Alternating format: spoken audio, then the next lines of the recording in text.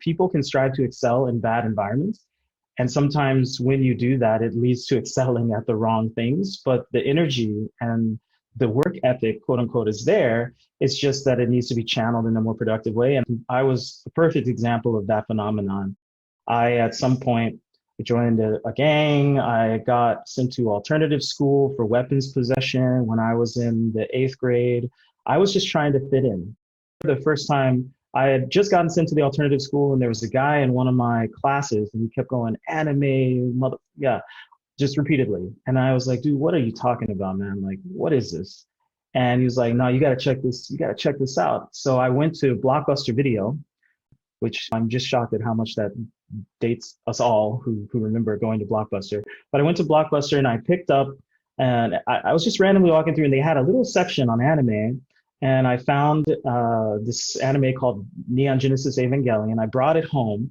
And I remember the first few seconds, like the music comes in and there are these giant robots. I was like, whoa, are those giant robots? And I remember watching it, and within the first 5 minutes thinking like, well, if I'm doing what I've been doing, like running with these guys and doing things that my mother was trying to tell me not to do, then I will never have my own giant robot. I remember just very distinctly having that thought. It's probably one of the most distinct moments of my life.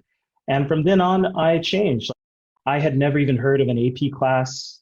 Pretty soon I was a sophomore in high school and I signed up. I was the only person of color outside of a couple of others. There was a small cohort.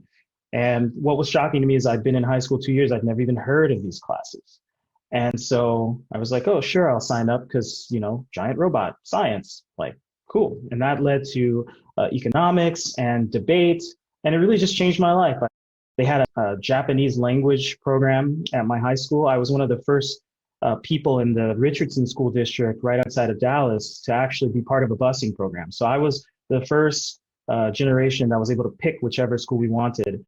So I started learning Japanese so I could watch anime without subtitles. I'm fluent now, and all these years later, and I still watch anime religiously. But at the core of who I am is like what I've realized from all those experiences is that I'm all about possibilities and potential.